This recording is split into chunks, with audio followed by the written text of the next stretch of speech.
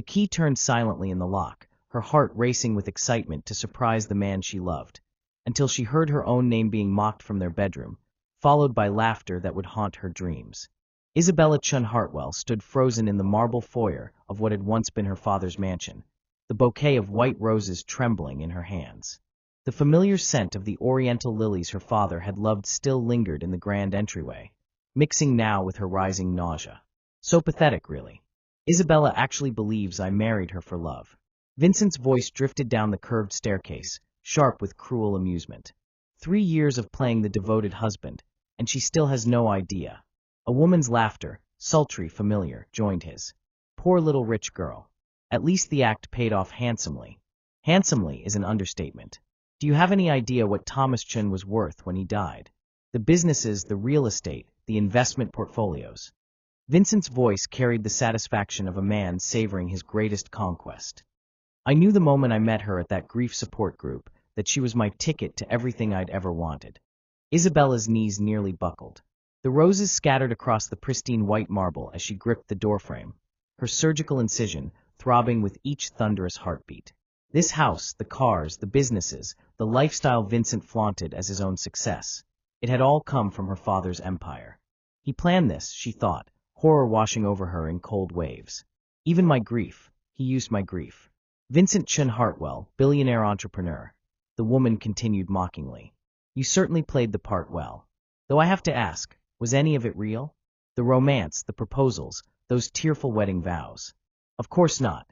She was a means to an end, Amanda. A very wealthy means to a very luxurious end. Isabella pressed her hand over her mouth to stifle a sob. She recognized that voice now. Amanda Prescott, Vincent's college girlfriend, the woman he'd claimed was ancient history when they'd started dating 4 years ago. 20 miles across the city, Daniel Rodriguez was clocking out of his shift at General Hospital, his mind still on the empty room 847. Isabella had been discharged that morning, and something about her absence left the entire floor feeling dimmer. He'd grown attached to her gentle spirit over the past 3 days. The way she'd genuinely asked about his pre-med studies, how she'd insisted he call her Isabella instead of Mrs. Hartwell. She's different, he murmured to himself, collecting his things from the staff locker room. Rich, but not empty. His phone buzzed with a text from his study group, reminding him about tonight's anatomy review. Daniel stared at the message, but his thoughts drifted to Isabella's question from yesterday. Do you think love should make you feel small? At the time, he'd wanted to tell her that real love should make you feel infinite, worthy, cherished.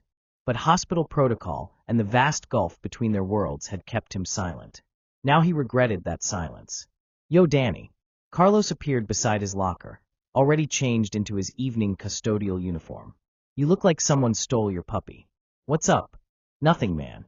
Just tired. Daniel shrugged, but Carlos knew him too well. This about that patient? The rich lady in 847. Daniel's silence was answer enough. Hermano, I'm telling you, women like that live in a different universe. She probably went back to her mansion and forgot you existed before the elevator reached the lobby. If only Carlos knew that at that very moment, Isabella was learning truths that would shatter her universe completely. Back in the mansion, Isabella crept up the servants' staircase, a route she'd used as a child when she didn't want to disturb her father's business meetings. Her hands shook as she approached the master bedroom, Vincent's voice growing clearer with each step. The surgery was perfect timing, he was saying. 3 days to reconnect with you without her suffocating presence. God, Amanda, I've missed this freedom. Freedom from what? Playing the loving husband. Amanda's laugh was like breaking crystal. Freedom from pretending she matters. Do you know how exhausting it is to act grateful for someone's existence when they're just there? A necessary inconvenience. Isabella reached the bedroom doorway and peered through the crack. Vincent, her Vincent, was stretched naked across their matrimonial bed, the Egyptian cotton sheets she'd chosen for their anniversary tangled around him, and the woman she'd been told to forget. Amanda Prescott looked exactly as Isabella remembered from the society pages. Platinum blonde, surgically perfected, with the kind of calculated beauty that belonged in luxury advertisements. She was tracing patterns on Vincent's chest with manicured nails, completely at home in another woman's bedroom. How long are you planning to keep up this charade? Amanda asked, stretching like a satisfied cat. Vincent's smile was predatory. As long as it takes. Thomas Chin built an empire, and now it's mine to enjoy. Every business deal, every investment, every success story, it all flows from marrying his broken little daughter. She really doesn't suspect anything? Not a thing. She's so desperate to be loved that she interprets my coldest moments as mysterious charm. Yesterday, she was practically begging me to spend more time at the hospital. Vincent laughed cruelly. If she only knew I was counting the hours until I could be here with you instead. Isabella's vision blurred with tears, but she couldn't look away. This was the man she'd trusted with her heart, her body, her father's legacy. This was the man she'd been rushing home to surprise with roses and devotion. The best part, Vincent continued, his voice dripping with satisfaction, is watching her try so hard to be the perfect wife. The way she hangs on my every word, desperate for scraps of affection. It's almost pitiful. Isabella wondered desperately, as if someone could reach through her pain and offer strength. The roses lay forgotten in the foyer below, their petals already beginning to wilt in the afternoon sun. Soon, Isabella would need to find the courage to face this devastating truth. But first, she had to remember how to breathe through the agony of betrayal. Her father's voice echoed in her memory from the last conversation they'd had before his death. Isabella, my darling, you have the Chun's strength in your blood. Never let anyone convince you that you're weak. Promise me. She'd promised. Now it was time to remember what that promise meant. Welcome back, my amazing family and friends. If you're ready to dive into this story, don't forget to hit that subscribe button and drop a comment letting me know where you're tuning in from. Have you ever discovered that someone was using you for what you could give them rather than loving you for who you are? What gave you the strength to face that painful truth? Share your thoughts below. Sometimes our greatest betrayals teach us our greatest lessons about our own worth. Now let's get started, because tomorrow I'll be sharing another story that's just as captivating, and you won't want to miss it. Isabella's hand trembled on the bedroom door handle. Every instinct screamed at her to run, to pretend she'd never heard those devastating words, to preserve the illusion that had been her life for 3 years. But something deeper, her father's blood, perhaps, demanded the truth, no matter how much it would destroy her. She pushed the door open. The scene before her was worse than her imagination could have conjured. Vincent lay naked across their matrimonial bed, his body intertwined with Amanda Prescott's surgically perfected form. The afternoon sun streaming through the windows she'd chosen illuminated their betrayal in perfect, devastating detail. Amanda saw her first. Her green eyes widened with shock that quickly transformed into something like amusement. "Well," she drawled, making no move to cover herself, "this is awkward." Vincent's head snapped toward the door, and for one split second, Isabella saw something she'd never seen in his face before, genuine fear. But it vanished so quickly she wondered if she'd imagined it, replaced by the cold calculation she was only now recognizing as his true expression. "Isabella." His voice was steady, almost bored. "You're home early." The casual tone, as if she'd simply interrupted a business meeting rather than caught him in the most intimate betrayal possible, hit her like a physical blow. Isabella stood frozen in the doorway, the roses scattered somewhere behind her in the foyer, her surgical sight throbbing with each thunderous heartbeat. She whispered, then stopped. What did one say in a moment like this? What words existed for this kind of devastation? Amanda sat up languidly, her platinum hair cascading over her shoulders. "Poor thing looks shocked. Did you really not know, darling?" "Know what?" Isabella's voice came out smaller than she intended, still that broken whisper of a woman who'd been conditioned to doubt her own perceptions. Vincent swung his legs over the side of the bed, completely unembarrassed by his nakedness. "Isabella, you're being dramatic. This doesn't have to be a scene." "Dramatic." The word came out strangled. "I come home from the hospital and find my husband in bed with another woman, and I'm being dramatic? See?" Amanda looked at Vincent with mock sympathy. "I told you she was the hysterical type." Something in Amanda's tone, the casual cruelty, the dismissive superiority, sent a jolt of rage through Isabella's system. This woman was in her house, in her bed, mocking her pain while naked in the arms of her husband. "Get out." The words came from somewhere deep in Isabella's chest, stronger than she'd heard her own voice in years. Amanda laughed, a sound like breaking glass. "I don't think so, sweetheart. Vincent and I were here first today. This is my house." Isabella's voice grew steadier, louder. "My father's house. Get out now." "Actually," Vincent said, his tone taking on that patient condescension she was finally recognizing as manipulation. "This is our house, Isabella. We're married. What's yours is mine, remember?" The way he said it, so casual, so possessive, made Isabella's vision blur with rage. She thought of her father, who had built this empire with his bare hands, who had loved this house, who had trusted her to preserve his legacy. "How long?" she demanded, her voice shaking but growing stronger with each word. "How long has this been going on?" Vincent exchanged a glance with Amanda, and Isabella caught something in that look. A silent communication that spoke of deep intimacy, shared secrets, conspiracy. "Does it matter?" Vincent asked, reaching for his silk robe, the one Isabella had bought him for Christmas. "Isabella, you're getting worked up over nothing. This doesn't change anything between us." "Nothing." The word exploded from her. "You're in bed with another woman and it's nothing?" "It's physical release," Vincent said with clinical detachment. "It has nothing to do with our marriage contract." Marriage contract. Not their love, not their bond, not their commitment. A contract. Contract. Isabella whispered. Amanda snorted with laughter. "Oh, honey, you really are as naive as he said. Did you actually think this was about love?"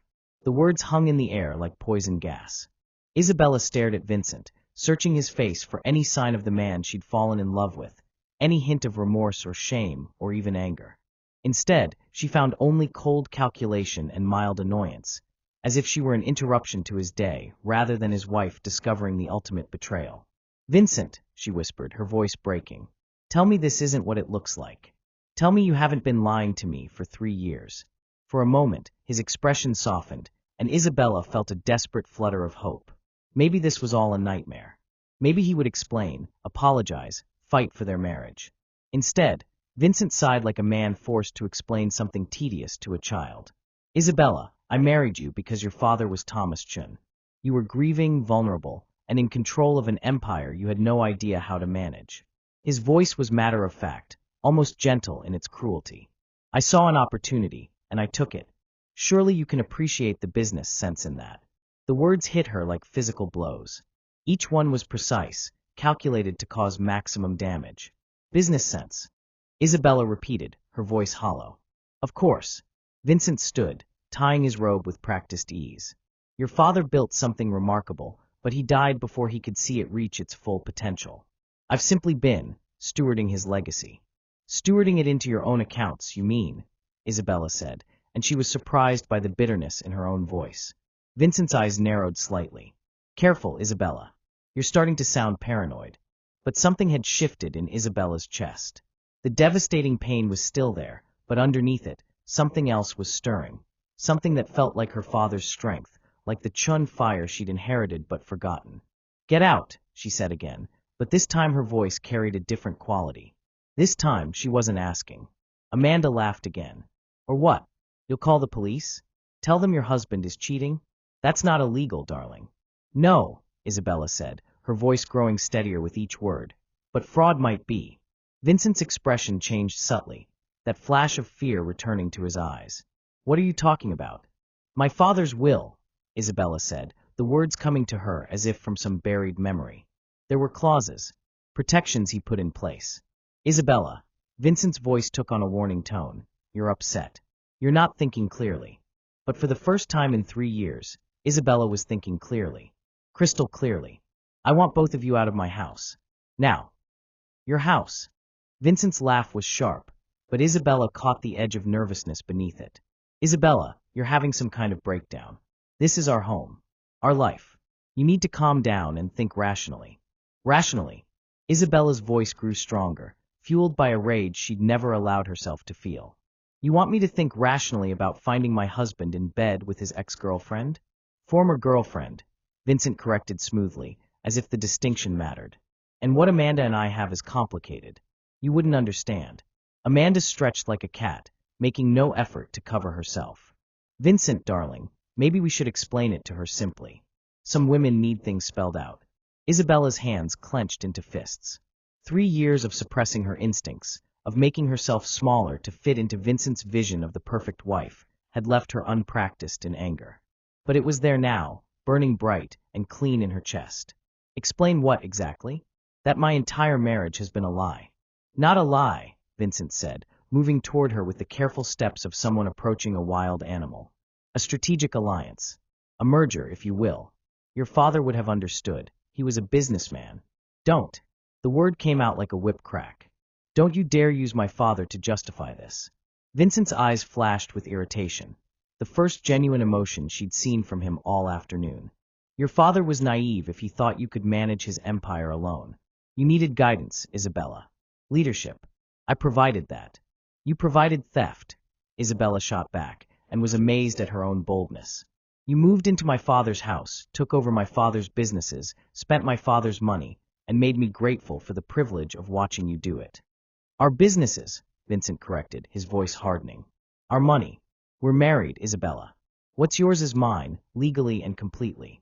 But even as he said it, Isabella caught something in his expression. A flicker of uncertainty that sent her mind racing back to fuzzy memories of legal meetings after her father's death. She'd been so lost in grief, so overwhelmed by the complexity of her father's estate, that she'd let Vincent handle everything. The will, she whispered, and Vincent's jaw tightened almost imperceptibly. What will? Amanda asked, finally reaching for Vincent's shirt to cover herself. My father's will, Isabella said, her voice gaining strength as fragments of memory began to surface. There were pages and pages of documents. Provisions I didn't understand at the time. Standard boilerplate, Vincent said quickly. Nothing relevant to our current situation. But his rush to dismiss her concerns only confirmed what Isabella was beginning to suspect. Her father had been many things, brilliant, cautious, protective. He would never have left his empire completely vulnerable to a son-in-law he'd barely trusted. You read it, didn't you? Isabella asked, studying Vincent's face. You read every word while I was too grief-stricken to pay attention. Isabella, you're being paranoid. Am I? She stepped further into the room, no longer cowering in the doorway. Or am I finally paying attention to details I should have noticed 3 years ago? Amanda looked between them, her amusement fading as she sensed the shift in power dynamics. Vincent, what is she talking about? Nothing, Vincent said firmly. Isabella is having an emotional breakdown and grasping at fantasies to avoid facing reality. What reality is that? Isabella demanded.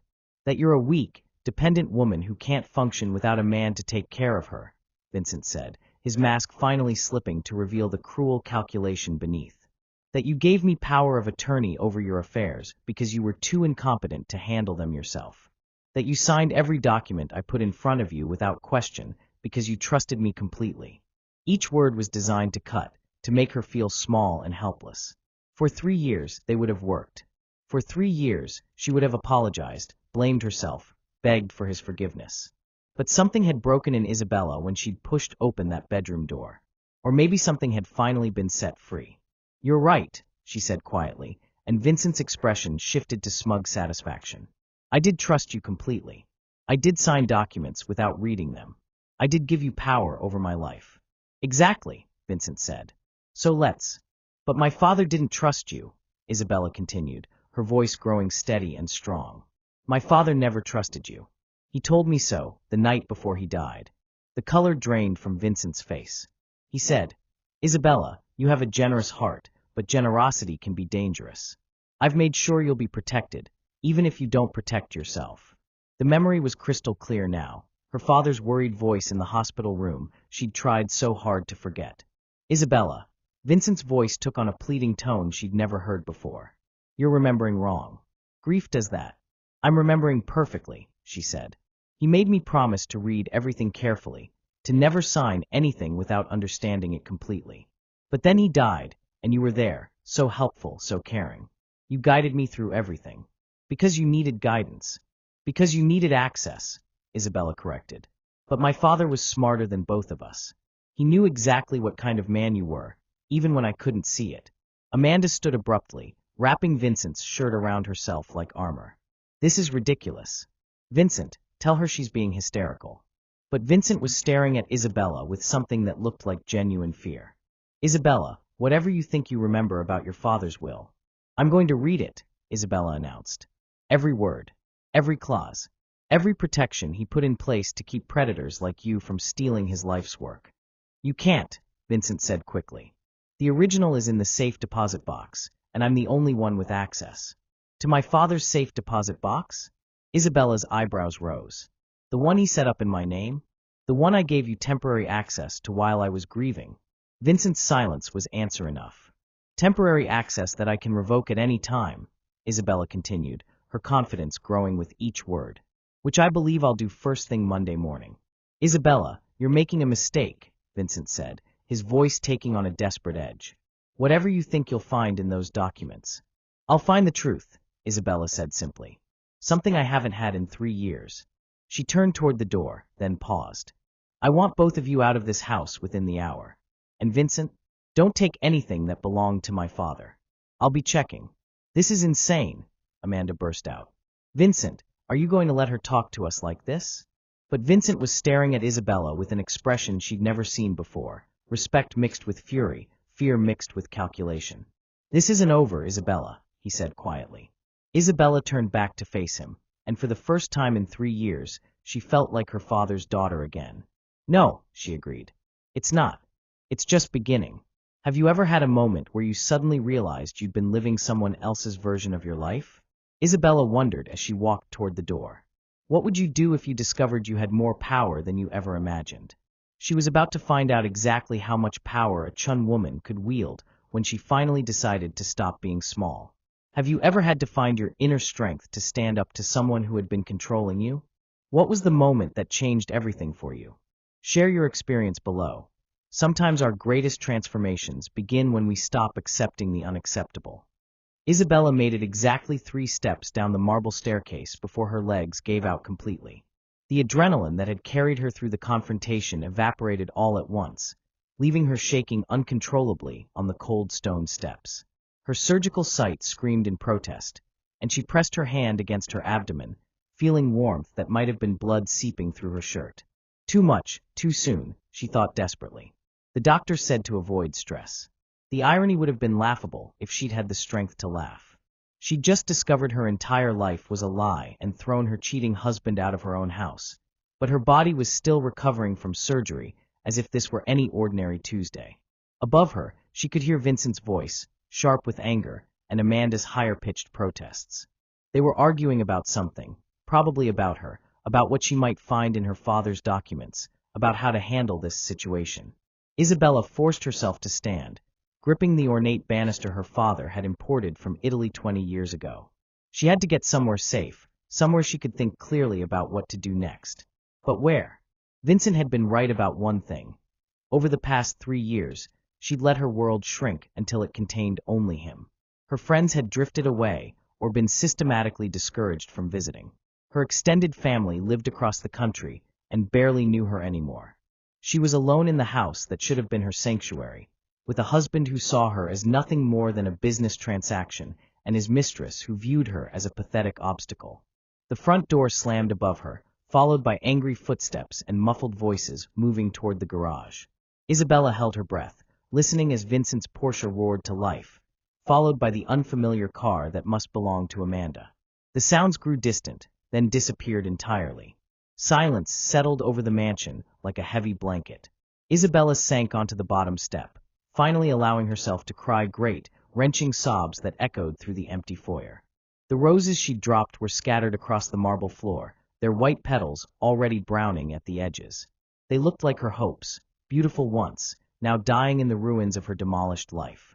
But even as she cried, her mind began to work. Vincent's fear when she'd mentioned her father's will hadn't been an act. There was something in those documents, something he desperately didn't want her to discover. Her father had been brilliant, cautious, and protective. He wouldn't have left her completely vulnerable to a man he'd never fully trusted. Think, Isabella, she told herself, wiping her eyes with the back of her hand. What exactly do you remember about those legal meetings? The memories were hazy, blurred by grief and shock. She remembered signing documents, lots of them, while Vincent sat beside her explaining things in soothing tones.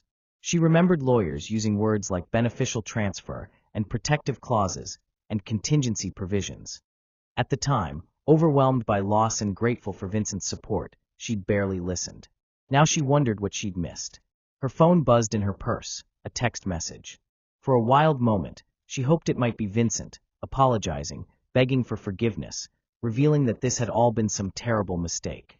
Instead, it was from an unknown number. Mrs. Hartwell, This is Daniel from General Hospital. I hope you're feeling better. I forgot to give you something before you left. If you'd like, I could drop it by when I get off work at 6. Isabella stared at the message, confused. Daniel, the kind orderly who'd made her hospital stay bearable with his genuine smiles and gentle conversation. What could he possibly have forgotten to give her? She glanced at the grandfather clock in the foyer. 4:30 p.m. Vincent and Amanda might return, might try to intimidate her or manipulate her into backing down from her threats about the will. The house that should have felt like a fortress now felt like a trap. Before she could second-guess herself, Isabella typed back, "Yes, please. I could use a friendly face right now." She gave him the address, then immediately wondered if she was making a mistake. What was she doing, inviting a near stranger to her home in the middle of the worst crisis of her life? But something about Daniel had always made her feel seen. Not as Vincent's wife or Thomas Chen's daughter, but as herself. An hour later, the doorbell chimed through the empty house. Isabella had spent the time cleaning up the scattered roses and trying to make herself presentable, though she suspected her red-rimmed eyes gave away her emotional state regardless. She opened the door to find Daniel standing on her front steps, looking almost as nervous as she felt. He wore jeans and a simple blue button-down shirt, and he held a small potted succulent in his hands. Nothing fancy, just a little green thing in a terracotta pot. "Hi," he said softly, his brown eyes immediately picking up on her distress. "I brought you this. I thought you might like something growing." The simple kindness of it, after everything she'd endured that afternoon, nearly broke her composure all over again. "Thank you," she whispered, accepting the plant with hands that shook slightly. That's really thoughtful." Daniel studied her face with the careful attention she remembered from the hospital. "Are you okay? You look like you've been." He stopped himself. "I'm sorry. That's none of my business. Would you like to come in?" Isabella heard herself ask. "I know this is strange, but I could really use some company right now." Something in her voice must have conveyed her desperation, because Daniel's expression immediately shifted to concern. "Of course. Are you sure everything's all right?" Isabella led him into the living room, acutely aware of how the opulent space must look to someone who worked as a hospital orderly. The Italian leather furniture, the original artwork, the crystal chandelier. It all suddenly felt like props in a play she'd never auditioned for. "Your home is beautiful," Daniel said politely, but his attention remained focused on her rather than the expensive surroundings. "It was my father's," Isabella said, settling onto the couch and cradling the succulent like a lifeline. "He built all of this from nothing. He sounds like he was an amazing man." "He was." Isabella's voice caught. "He tried to protect me, even after he was gone. I just realized I haven't been paying enough attention to how." Daniel sat carefully on the edge of an armchair, clearly sensing that something significant was happening, but unsure how to respond. Sometimes grief makes it hard to see clearly. There's no shame in that. The gentleness in his voice, so different from Vincent's calculated tones, opened something in Isabella's chest. "Daniel," she said quietly, "what would you do if you discovered that someone you loved had been lying to you about everything? About why they married you, about what they felt for you, about everything?" Daniel was quiet for a long moment, his expression thoughtful. "I guess," he said finally, "I'd try to figure out what was true, and then I'd decide who I wanted to be going forward. Who I wanted to be going forward." The words resonated in Isabella's chest like a bell. "The thing is," she continued, "I think I forgot who I was before. I became so focused on being what he wanted that I lost myself completely." "It's not too late," Daniel said simply. "To remember, I mean." Isabella looked at this man who barely knew her, but had driven across the city to bring her a plant, who worked long shifts for modest pay, but still found ways to show kindness to strangers. He had no idea about her wealth, her social status, her complicated family legacy. To him, she was just Isabella, a person worthy of care simply because she existed. For the first time in 3 years, that felt like enough. "You know," Isabella said, setting the succulent on the coffee table between them, "I haven't talked to anyone, really talked, in so long that I'm not sure I remember how." Daniel leaned forward slightly, his expression encouraging. "Try me." Something about the simple invitation broke open a dam Isabella hadn't even realized she'd built. The words came tumbling out, not the polished, careful speech Vincent had trained her to use in social situations, but raw, honest truth. "I caught my husband in bed with another woman today." she said, the words feeling strange and terrible in her mouth. Not just any woman, his ex-girlfriend. The one he told me was ancient history. Daniel's eyes widened, then immediately filled with compassion. Isabella, I'm so sorry. But that's not even the worst part, she continued, her voice gaining strength as she spoke. The worst part is what they were saying about me. About how pathetic I am, how easily manipulated, how desperate for love. She laughed bitterly. They weren't wrong. That's not true, Daniel said firmly.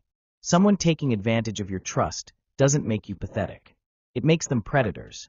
Isabella looked at him, really looked at him, and saw no pity in his expression, only righteous anger on her behalf.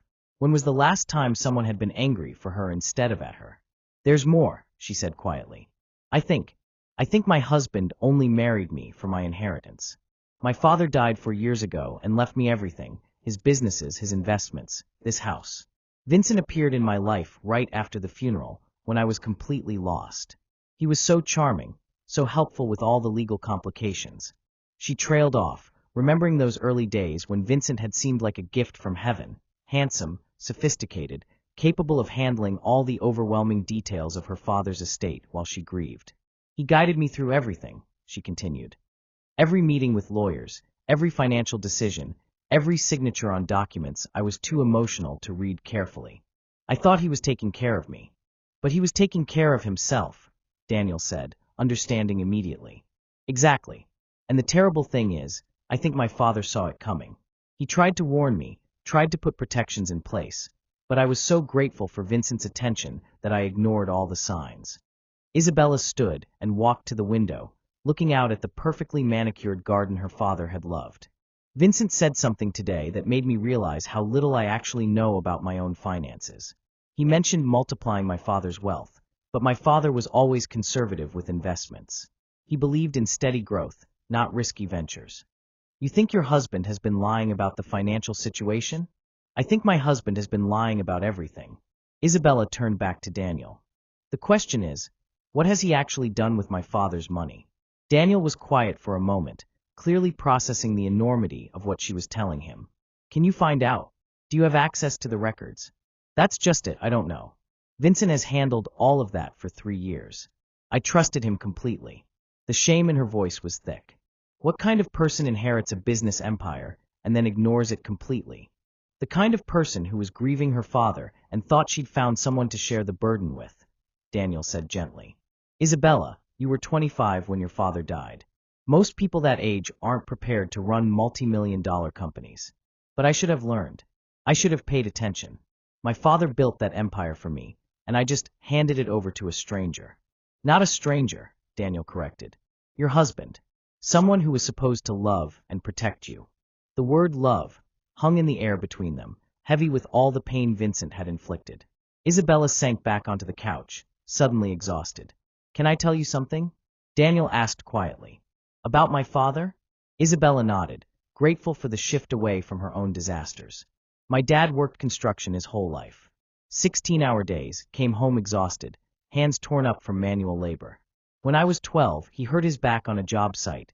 Should have been workers' comp, but the company found ways to deny the claim. Daniel's voice carried old pain, but also pride. Instead of fighting a legal battle he couldn't afford, my dad retrained himself. At 45 years old, he went to night school to become an electrician. Said he was going to make sure his family never depended on anyone else's mercy again. That must have been incredibly difficult, Isabella said softly. It was, but he taught me something important. Strength isn't about never needing help. It's about learning when you're being helped versus when you're being used. The words hit Isabella like a revelation. Vincent used my grief against me. He positioned himself as help when he was actually harvesting. That's not your fault, Daniel said firmly. That makes him a predator, not you a victim. Isabella stared at him, this man who worked double shifts to pay for pre-med classes, who drove across the city to bring a plant to a woman he barely knew, who saw manipulation for what it was instead of blaming the person being manipulated. Daniel, she said quietly, why did you really come here today? What did you forget to give me at the hospital? A flush crept up Daniel's neck. Honestly, I didn't forget anything. I was worried about you. You seemed so sad when you left, and I couldn't stop thinking about that question you asked me. About love making someone feel small? Yeah, because the answer is no. Love should never make you feel small. And I was afraid that someone was making you feel that way. Isabella felt tears prick her eyes, but for the first time all day, they weren't tears of devastation. They were tears of recognition, of seeing herself reflected in someone else's eyes and not finding herself lacking. I need to see those legal documents, she said suddenly. My father's will, the estate paperwork, everything Vincent convinced me to sign. I need to understand what protections my father put in place. Do you know where they are? Vincent said they're in a safe deposit box, but he also said I couldn't access it. I'm starting to think that might be another lie. Isabella stood, pacing to the window again. My father was meticulous about record keeping. He would have given me copies of everything, backup plans, ways to protect myself. Where would he have put them? Isabella's eyes widened as a memory surfaced. His study. There's a safe behind his portrait. He showed it to me when I turned 18, made me memorize the combination. Said it contained everything I'd ever need to know about being a chun. She looked at Daniel with growing excitement. I haven't opened that safe since he died. Vincent said there was nothing important in it, just personal mementos. Another lie? Probably. Isabella moved toward the door, then paused. Daniel, would you mind staying while I look? I know this is asking a lot from someone I barely know, but you're not someone I barely know, Daniel said simply. You're Isabella. And yes, I'll stay. As they walked toward her father's study, Isabella felt something she hadn't experienced in 3 years. The sensation of having an ally. Someone who saw her clearly and chose to stand beside her anyway. Have you ever had someone believe in your strength when you'd forgotten you had any? She wondered. Sometimes the people who save us aren't the ones we expect. Sometimes they're the ones who see us as we really are. Behind the portrait of Thomas Chun, answers waited. And for the first time since she'd pushed open that bedroom door, Isabella felt ready to find them. The study had been her father's sanctuary, dark wood paneling, leather-bound books, and the faint scent of his cologne still lingering in the air even after 4 years. Isabella had avoided this room since his death, unable to bear the weight of his absence. Now, with Daniel beside her, it felt less like a mausoleum and more like a place where answers might finally be found. This is him, Isabella said softly, stopping before the oil painting that dominated the far wall. Thomas Chun gazed down at them with intelligent eyes and a slight smile, wearing the navy suit he'd favored for important business meetings. He looks like someone who thought several steps ahead, Daniel observed. Always. Isabella reached up and carefully lifted the heavy frame, revealing a steel safe built into the wall. He used to say that hope for the best, but plan for the worst was the Chun family motto. Her fingers trembled as she entered the combination, her birthday followed by his. The safe opened with a soft click, and Isabella peered into the darkness, her heart hammering. Inside were neat stacks of documents, several jewelry boxes, and a sealed envelope with her name written in her father's distinctive handwriting. But it was the thick folder labeled Estate Protections, for Isabella's eyes only, that made her breath catch. That looks promising, Daniel said gently. Isabella pulled out the folder with shaking hands and settled into her father's leather chair. Daniel took the seat across from the desk, giving her space but remaining close enough to offer support. The first document made Isabella's vision blur with tears. It was a letter in her father's handwriting, dated just 1 week before his death. My dearest Isabella, if you are reading this, it means I am gone and you have need of the protections I've put in place. I pray you never have to open this safe, but I know my daughter. You have a generous heart, and generous hearts are often taken advantage of. I have watched Vincent Hartwell court you with growing concern. He is charming, sophisticated, and utterly without genuine feeling. I see the way he looks at our family's assets when he thinks no one is watching. I see how he manipulates conversations to learn about our financial holdings. Most importantly, I see how he positions himself as your savior while systematically isolating you from anyone who might counsel caution. I tried to warn you directly, but love has made you blind to his true nature. So I have taken other measures. Isabella's hands shook as she continued reading. The will Vincent believes he understands is not the complete document. Yes, marriage grants him access to the lifestyle our wealth provides, but ownership remains entirely with you. Moreover, I have included specific clauses that activate in the event of adultery, abandonment, or any attempt to defraud you of your inheritance. Should Vincent prove to be the predator I suspect he is, you have not only the right to reclaim everything, You have the power to leave him with nothing but the clothes on his back. My darling girl, you are stronger than you know. You carry the Chun blood, the Chun fire, the Chun determination to protect what matters most. Trust yourself. Trust your instincts. And never, ever let anyone convince you that you are weak. All my love, Daddy. Isabella looked up to find Daniel watching her with concern. What does it say? My father knew, she whispered, her voice thick with emotion. He knew exactly what Vincent was, and he protected me anyway. She passed Daniel the letter, then began examining the legal documents beneath it. Each page revealed another layer of her father's foresight. The prenuptial agreement Vincent had convinced her to sign was indeed there, but it wasn't the document Vincent thought it was. Daniel, Isabella breathed, staring at a particular clause. Listen to this. In the event that the marriage ends due to adultery on the part of Vincent Hartwell, all assets revert immediately and completely to Isabella Chun Hartwell, including any business ventures, investments, or acquisitions made during the marriage using Chun family resources. That sounds like Vincent is in for a surprise, Daniel said, a note of satisfaction in his voice. Isabella flipped to another page. And this: Vincent Hartwell shall have no claim to any Chun family assets, properties, or business interests in the event of divorce, separation, or annulment. Any commingling of assets during the marriage shall be considered a temporary arrangement subject to immediate dissolution upon legal proceedings. Your father didn't just protect you, Daniel realized. He set a trap.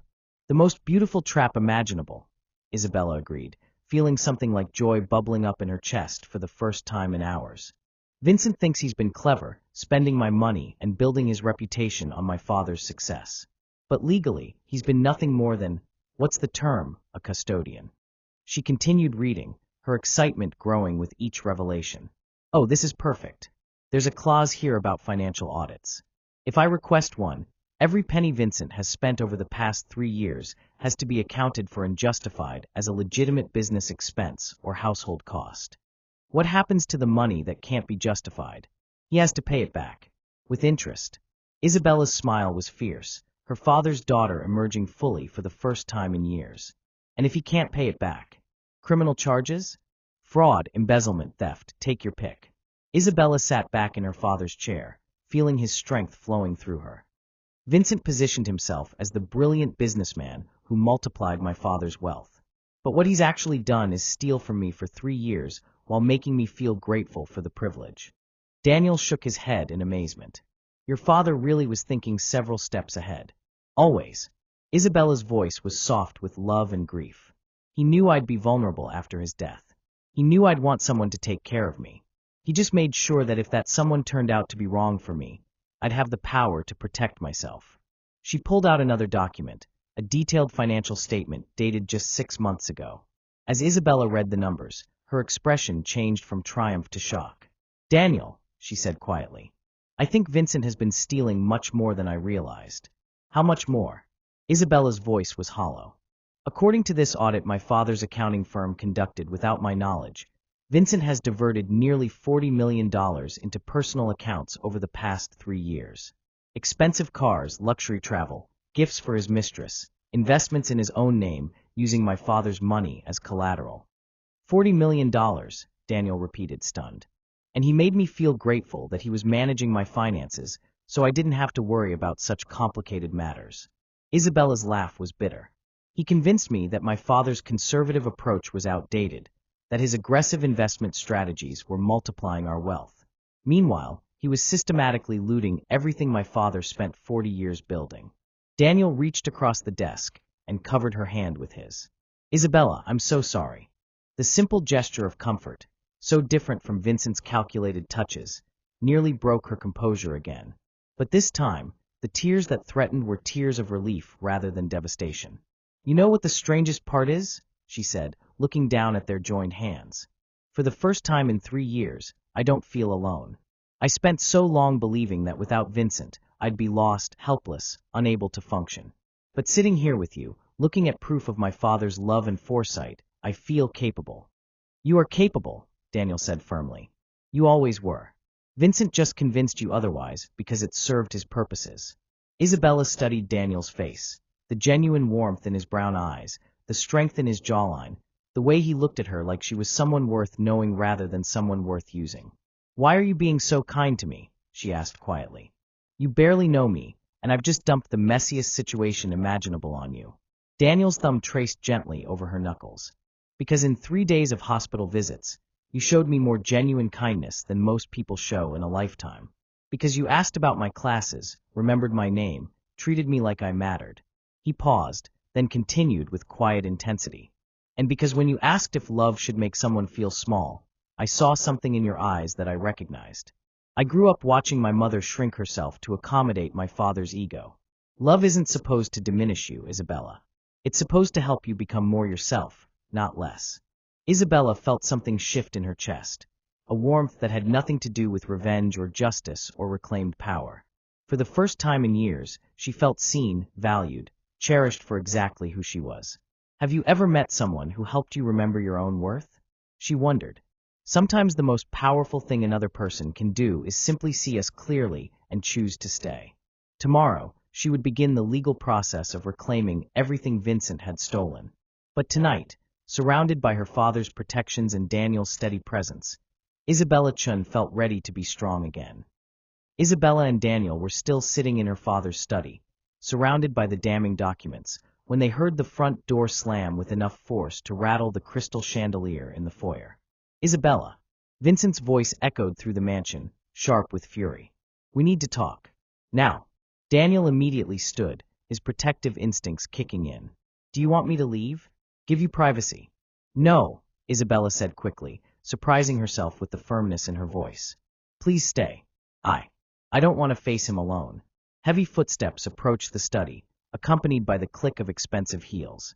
Vincent appeared in the doorway with Amanda at his side, both of them dressed now in perfectly coordinated designer clothing, the picture of sophisticated wealth. But there was something desperate in Vincent's eyes that hadn't been there during their earlier confrontation.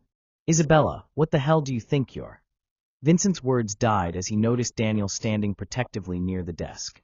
His gaze swept over the open safe, the scattered documents, and Daniel's presence, and his expression darkened dangerously. "Who is this?" Vincent demanded. "A friend," Isabella said, standing slowly. She felt different now, armed with knowledge and her father's protections. "Daniel, this is my husband, Vincent." "Vincent, this is Daniel Rodriguez." Vincent's eyes narrowed as he took in Daniel's modest clothing, his calloused hands, his obvious working-class background. "I see.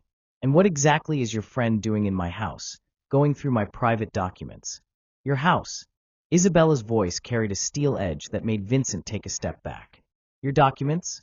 That's interesting, Vincent. According to these papers, this house belongs to me. These documents belong to me. In fact, almost everything you consider yours actually belongs to me." Vincent's face went pale, but he recovered quickly, shifting into the manipulative tone that had worked on her for 3 years. "Isabella, darling, you're clearly upset about this afternoon. I understand that. But bringing strangers into our private matters." "Private matters?" Isabella laughed, the sound sharp and bright. "Like bringing your mistress into our bedroom? Those kinds of private matters." Amanda stepped forward, her expression venomous. "Listen here, you pathetic little. You don't speak in my house." Isabella cut her off with such authority that Amanda actually stepped backward. "In fact, you need to leave. Both of you." "I'm not going anywhere," Vincent said, his mask of charm finally slipping completely. "This is my home, my life, my business empire that I've built over the past 3 years.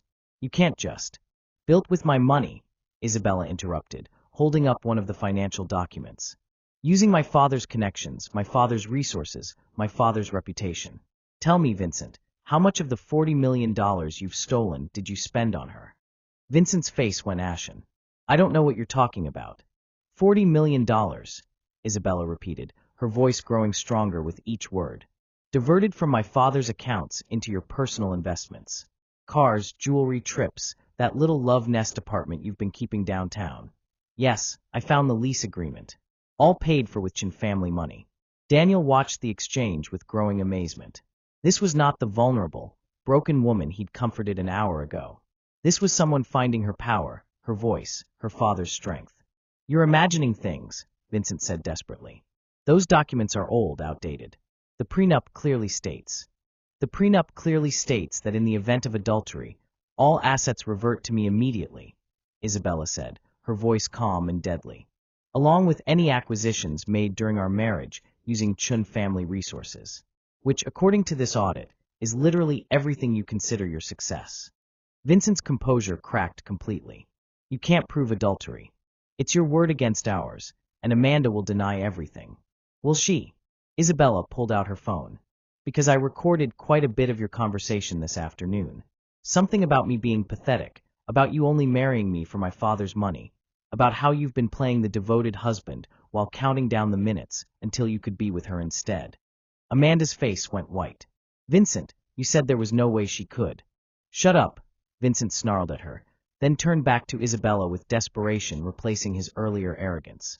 Isabella, you're making a terrible mistake. Without me, you'll lose everything. You have no idea how to run a business empire. You need me. Do I? Isabella stood and moved to stand beside Daniel, drawing strength from his steady presence. Because according to these documents, what I need is competent financial management and legal representation. What I don't need is a thief masquerading as a husband. Vincent's expression turned ugly. You think your little boy toy here is going to help you? Look at him, Isabella. Look at his clothes, his background. He's a hospital orderly, for God's sake. He makes more money in tips than this man makes in a year. The cruel words were designed to wound, to make Isabella ashamed of Daniel's honest work, to drive a wedge between them with class consciousness and financial insecurity. Instead, they had the opposite effect.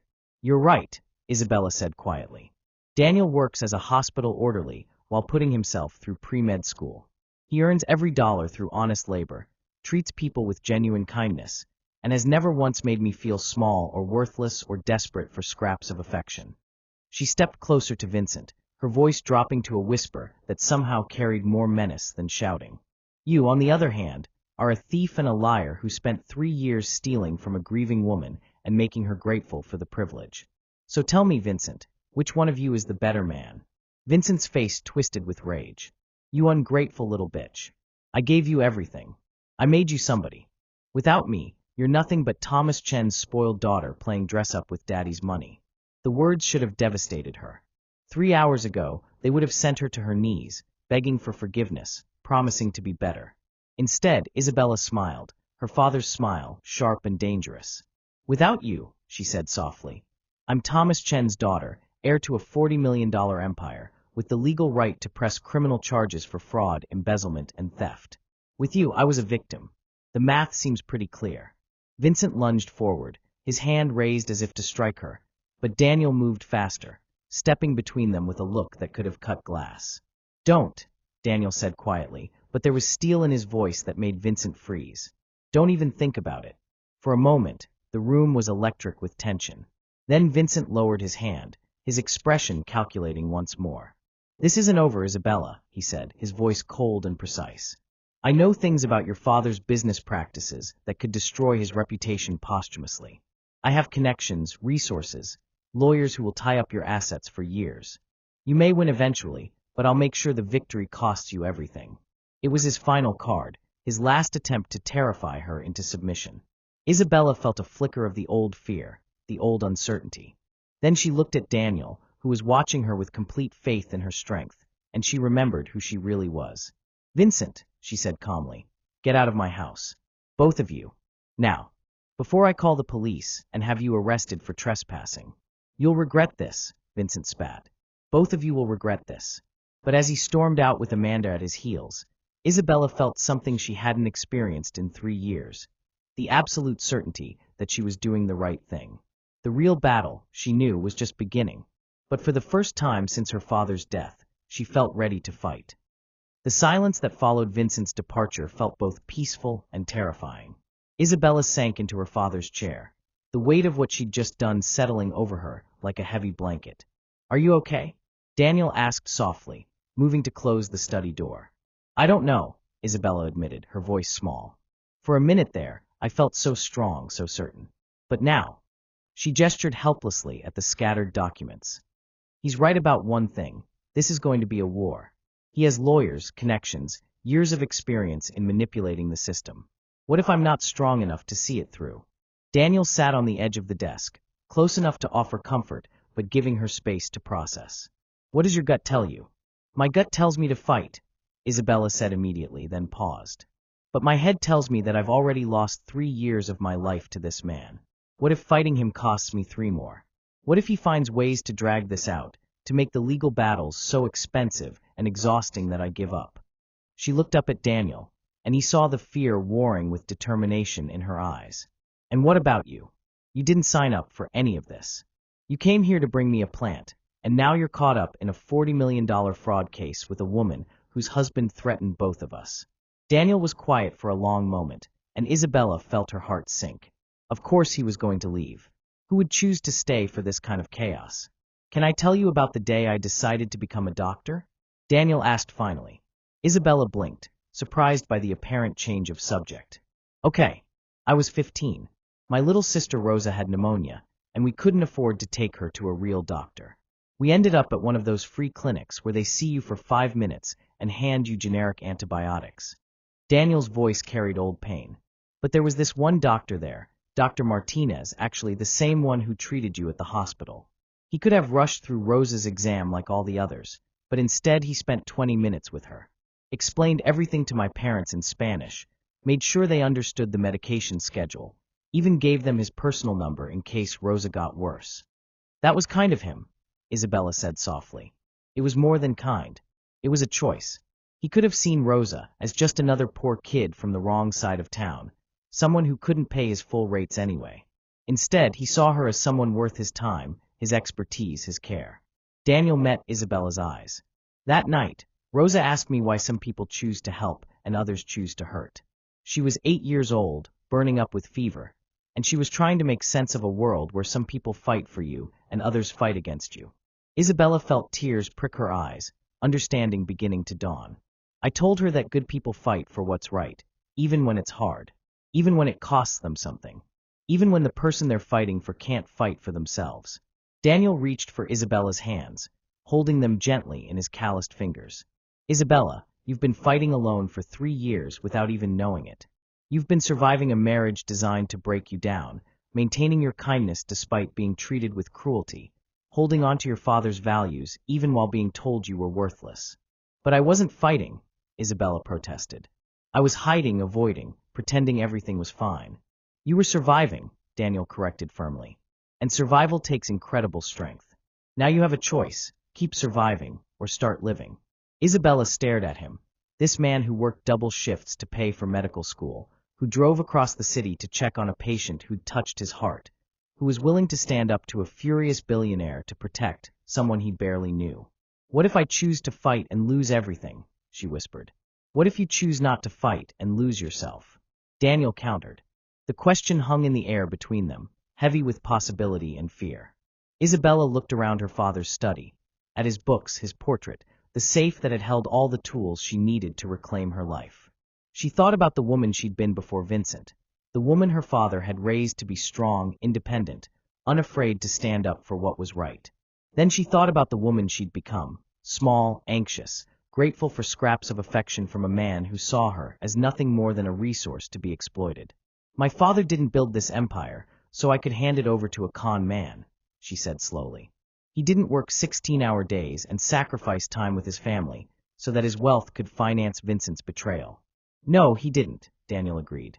Isabella stood, pacing to the window that overlooked her father's garden. And he didn't raise me to be the kind of woman who walks away from a fight when she has the power to win. What are you thinking? Isabella turned back to Daniel, and he saw something new in her expression. A steely determination that reminded him of the successful businesswoman she'd been born to become. I'm thinking that Vincent made one crucial mistake. He assumed I was too weak and too broken to fight back. He counted on my continued dependence, my fear of being alone, my willingness to accept crumbs of affection rather than demand real love. She moved back to the desk, gathering up the documents that would be her weapons in the coming battle. But I'm not alone anymore, am I? She asked, looking at Daniel with something that might have been hope. Daniel felt his heart skip a beat. Are you asking me to stay? Through all of this, the legal battles, the media attention, the attempts at intimidation. I'm asking if you want to, Isabella said quietly. I know it's crazy. I know you have your own life, your own dreams, your studies to focus on. I know that a week ago I was just a patient you were kind to, And now I'm asking you to stand with me against someone who has millions of dollars and no scruples about how he uses them." Daniel was quiet for a long moment, and Isabella held her breath, waiting for the reasonable response, the kind, gentle rejection, the explanation of why he couldn't possibly get involved in something so complicated and dangerous. Instead, Daniel stood and moved to stand directly in front of her. "Isabella Chin Hartwell," he said formally, "would you like me to help you destroy your lying, cheating, thieving husband and reclaim everything that's rightfully yours?" A laugh bubbled up from somewhere deep in Isabella's chest, bright, genuine, free. "Daniel Rodriguez, I would be honored to have you as my ally in this fight." "Good," Daniel said, his smile warm and determined, "because I've been wanting to see what Thomas Chen's daughter could do when she stopped holding back." Isabella felt something shift inside her chest, a door opening, a light turning on, a strength she'd forgotten she possessed stirring back to life. "Then let's find out," she said. Outside, storm clouds gathered over the mansion, but inside her father's study, Isabella Chin was finally ready to reclaim her birthright. The real Isabella was coming home. 6 months later, Isabella stood in the boardroom of Chin Enterprises, looking out at the city skyline through floor-to-ceiling windows that had once seemed impossibly intimidating. Now they felt like what they were, a view from the top of the empire her father had built, and she had finally learned to command. The final audit report, Ms. Chun, her lawyer, Patricia Wells, said as she placed a thick folder on the polished conference table. Patricia was everything Vincent's legal team wasn't: honest, thorough, and utterly committed to justice rather than billable hours. Isabella opened the folder, though she already knew what it would contain. 6 months of forensic accounting had revealed the full scope of Vincent's theft. $47 million diverted from Chun family accounts, plus another $12 million in fraudulent business deals conducted using her father's reputation as collateral. "Vincent Hartwell has agreed to the settlement terms," Patricia continued. "Full restitution of all stolen funds, plus interest and penalties. He's also signed agreements relinquishing any claim to Chin family assets, properties, or business interests. In exchange, you've agreed not to pursue criminal charges." "A generous offer, considering," Isabella murmured, running her finger down the list of assets being returned to her control. "More generous than he deserves," came a familiar voice from the doorway. Isabella looked up to see Daniel entering the boardroom, wearing a crisp navy suit that transformed him from the kind hospital orderly she'd first met into the pre-med student well on his way to becoming Dr. Rodriguez. The sight of him still made her heart skip, even after months of growing closer. "How did your interview go?"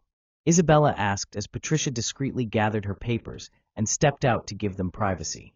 "I got in," Daniel said, his smile bright enough to power the entire building. "Full scholarship to Johns Hopkins Medical School, starting in the fall." Isabella launched herself into his arms, laughing with pure joy. "Daniel, that's incredible. I'm so proud of you." "It's all because you believed I could do it," he said, spinning her around once before setting her back down. "Your recommendation letter, the study schedule you helped me organize, the way you made sure I had time to focus on my MCAT prep instead of worrying about rent.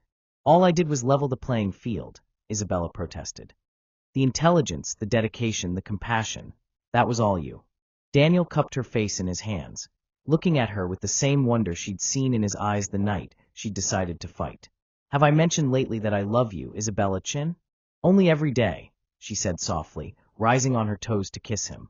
"And I love you too, Dr. Rodriguez to be." They'd said the words for the first time 3 months ago, during one of Vincent's particularly vicious attempts to intimidate them through his lawyers. Daniel had found Isabella crying in her father's study, overwhelmed by the constant legal pressure and beginning to doubt her decision to fight. "I love you," he'd said simply, as if it were the most natural thing in the world. "Not because you're Thomas Chen's daughter, not because of your money or your house or your business empire. I love you because you're brave enough to fight for what's right, kind enough to see people as they really are, and strong enough to rebuild your life from the ground up." The memory still made Isabella's heart race. "So," Daniel said now, loosening his tie and settling into one of the leather chairs around the conference table, "tell me about Vincent's final humiliation." Isabella's smile turned wicked, her father's smile, sharp and satisfied. "Oh, it's beautiful. According to Patricia's investigation, Vincent has been living entirely off credit for the past year, using his reputation as my husband to secure loans he had no ability to repay. Now that the divorce is final and everyone knows he has no claim to Chin family assets. His creditors are calling in their debts. Every single one. The penthouse apartment he thought he owned? Gone. The cars, the art collection, the yacht, the vacation home in the Hamptons, all repossessed. As of yesterday, Vincent Hartwell is officially bankrupt. Daniel whistled low. And Amanda discovered that dating a penniless fraud was significantly less appealing than dating a billionaire, Isabella said with dark satisfaction. She's moved on to a hedge fund manager in Connecticut. Vincent is living in a studio apartment and working as a sales associate at a luxury car dealership, selling the kinds of cars he used to own. Poetic justice, Daniel observed. The best kind. Isabella settled into the chair beside him, her expression growing more serious. But you know what the real victory is? It's not the money or the vindication or watching Vincent face the consequences of his choices. What is it? Isabella gestured around the boardroom, then toward the windows overlooking the city. It's this. 6 months ago, I was terrified of my own shadow, convinced I was too weak and stupid to manage a lemonade stand, let alone a business empire. Now I'm running board meetings, making strategic decisions, expanding into new markets. I'm becoming the woman my father always believed I could be. Daniel reached for her hand, intertwining their fingers. Your father would be so proud. I hope so. Isabella's voice was soft with emotion. I finally read all his letters, the ones he left in the safe for different occasions. There was one for my wedding day, one for the birth of my first child, one for the day I took over the business. She pulled a folded piece of paper from her jacket pocket. This one was marked, for the day Isabella remembers she's a chun. Daniel waited while Isabella unfolded the letter, her eyes scanning the familiar handwriting. He wrote, My dearest daughter, if you're reading this, it means you've found your strength again. I knew you would, because chun women don't stay down for long. We bend, but we don't break. We learn, but we don't surrender. And most importantly, we love fiercely and completely, but never at the expense of our own worth. Isabella looked up at Daniel, tears shining in her eyes. I hope that when you find love again, real love, the kind that builds you up instead of tearing you down, you'll remember that you deserve to be cherished for exactly who you are. Not because you're my daughter, not because of the fortune I've left you, but because you have a heart brave enough to trust again after being broken. He knew, Daniel said softly. Even then, he knew you'd find your way back to yourself. And find you, Isabella added, squeezing his hand. They sat in comfortable silence for a moment, looking out at the city spread below them. 6 months ago, Isabella had been a victim. Now she was a survivor, a fighter, a woman reclaiming her birthright and building something new. Daniel, she said quietly, what would you say to a partnership? What kind of partnership? Isabella's eyes sparkled with mischief and ambition. Chun Enterprises is expanding into medical research and healthcare accessibility. We're going to fund free clinics, medical scholarships for underprivileged students, and research into treatments for diseases that primarily affect low-income communities. Daniel stared at her. Isabella, that's incredible, but I want you to head the program. After medical school, after your residency, whenever you're ready. We'll call it the Thomas Chun Foundation for Medical Excellence, and it will be everything my father believed healthcare should be: accessible, compassionate, focused on healing rather than profit. Daniel was quiet for so long that Isabella began to worry she'd overstepped. Then he smiled, the same smile that had made her feel seen and valued during those first dark days of her recovery. Are you asking me to marry you, Isabella Chin? Isabella's breath caught. That wasn't. I mean, if you wanted to. She took a deep breath and found her courage. Yes. Daniel Rodriguez, I am absolutely asking you to marry me. Daniel stood and pulled her to her feet, his hands framing her face with infinite tenderness. Then yes, to the foundation, to the partnership, to spending the rest of my life loving the strongest woman I've ever met. When he kissed her, Isabella felt complete in a way she'd never experienced with Vincent. This wasn't desperation or dependence or grateful acceptance of scraps. This was partnership, equality, two whole people choosing to build something beautiful together. What do you believe about the power of authentic love to heal and transform us? Isabella thought as Daniel's arms tightened around her. Sometimes our greatest heartbreaks become doorways to our most beautiful beginnings. Outside the boardroom windows, the sun set over the city, painting the sky in shades of gold and promise. Tomorrow, Isabella would continue building the empire her father had dreamed of and the love story she'd never dared to imagine. But tonight, in the arms of a man who saw her clearly and chose to stay, Isabella Chin was finally completely home. The little girl who had been taught to make herself small had grown into a woman who took up exactly the amount of space she deserved, which was all of it. And that, she knew her father would say, was exactly as it should be. Have you ever had to choose between what felt safe and what felt right? What helped you find the courage to fight for the life you deserved? Share your story below. Sometimes our endings are really just the beginning of who we were always meant to become. Thank you for staying with me until the very end of this story. If this one kept you hooked, then you definitely won't want to miss what's coming next. It's even wilder and more fascinating than you can imagine. Make sure to subscribe and turn on notifications so you'll be the first to catch the next story.